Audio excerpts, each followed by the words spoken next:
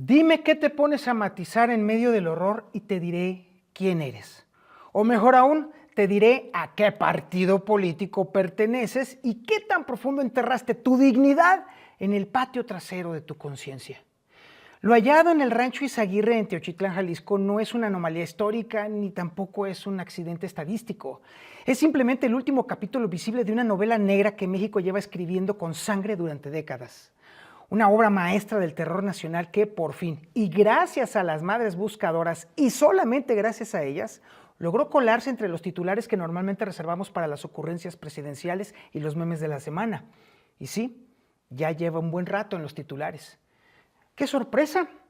Resulta que mientras nos peleábamos por si la reforma judicial era constitucional o no, que si el país seguía siendo un desastre en materia política, resulta que nuestro México seguía siendo, en nuestras barbas, un cementerio a cielo abierto. ¿Quién lo hubiera imaginado, verdad? Pero ¿sabe qué? Yo se lo digo. Todos nos lo imaginábamos, todos lo sabíamos, todos, absolutamente todos, excepto los que voluntariamente decidieron ponerse una venda de color guinda en los ojos, poner la mano así para la dádiva, por supuesto, y obviamente empinar la cola. Es lo que son. No estoy añadiendo nada más.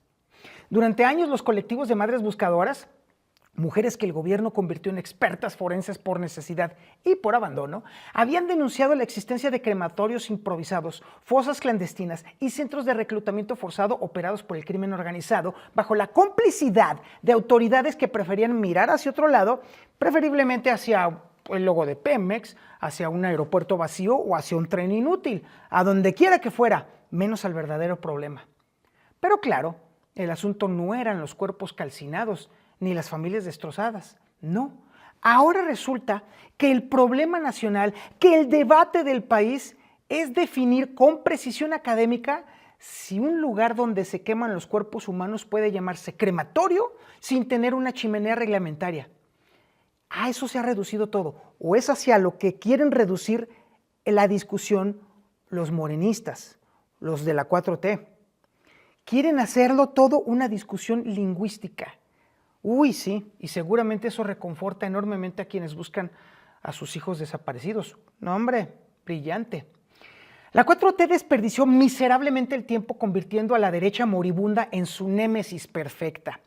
Fue Morena la que le dio respiración mediática boca a boca desde Palacio Nacional en cada mañanera a la derecha putrefacta. Sí, la derecha se convirtió en su Joker particular, en su villano favorito, y mientras eso estaba sucediendo y mientras estábamos todos entretenidos con eso, las madres buscadoras, los ambientalistas asesinados y los defensores de derechos humanos amenazados quedaban relegados al papel de extras prescindibles en la telenovela sexenal. Pero, a pesar de este horror, a pesar de Teochitlán, parece ser que la prioridad gubernamental no ha sido abrazar a las víctimas, hacerle justicia a las familias de los desaparecidos. No, ahora resulta que el abrazo va hacia los diccionarios.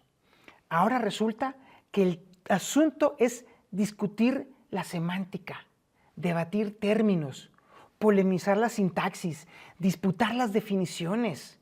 Y entonces nos encontramos con linduras increíbles que van a extremos vergonzosos. Ahora resulta que no son crematorios. Ahora resulta que son sitios de incineración irregular. Ahora no son centros de exterminio. Ahora son lugares de disposición final no autorizada. Ahora ya no son desaparecidos. Ahora ya son personas no localizadas. Esa es la necropolítica morenista. Convertir la tragedia en un programa de 100 chairos dijeron.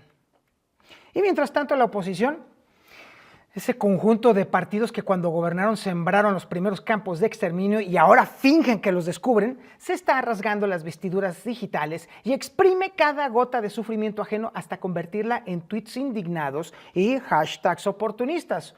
Un espectáculo de hipocresía tan monumental que podría inaugurarse como atracción turística. Para que quede claro, no es nada más el tema de Morena, el tema también es de la oposición vergonzosa que fue la que sembró sus cadáveres. Y en este circo macabro, Claudia Sheinbaum, la anticientífica convertida en antipolítica, decide que su primer gran acto de gobierno frente al horror no va a ser ordenar una investigación exhaustiva, sino regañar a los periodistas por usar términos inexactos. Ahí tenemos al imbécil de Jesús Ramírez, el vocero o exvocero presidencial, que sigue siendo vocero presidencial, que parece más preocupado por el diccionario que por los desaparecidos. Y por supuesto tenemos al inefable Gerardo Fernández Noroña, siempre dispuesto a incendiar el debate público, con chimenea o sin chimenea de por medio, prefiriendo atacar a los medios que cuestionan al gobierno que a los criminales que aterrorizan al país. Ahí están sus pleitos. Y lo verdaderamente aterrador no es que existan, claro que existieron y existen y sigue habiendo hornos crematorios o, como preferiría mejor la 4T, los sitios de incineración no regulados, sino la capacidad de nuestros gobernantes para perderse en debates lingüísticos estúpidos mientras el país se está desangrando, mientras nuestros jóvenes se están perdiendo. En lo que ocurre todo esto, en la realidad que existe afuera de las conferencias mañaneras, en la realidad que existe afuera de las cuentas de Twitter, las madres siguen excavando con sus manos desnudas porque saben que nadie más lo va a hacer. Nadie les va a ayudar, nadie va a colaborar.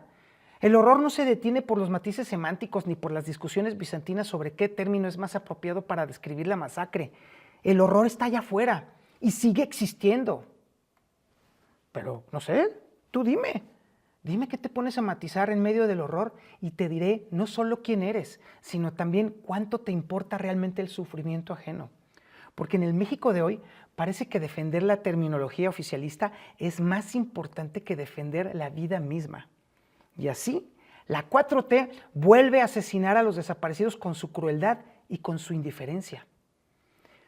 Y entre eufemismos gubernamentales y oportunismo opositor, el país sigue siendo una fosa común con forma de república, donde la semántica importa más que la sangre y donde el diccionario, ese diccionario de la 4T y de la oposición, pesa más que los muertos.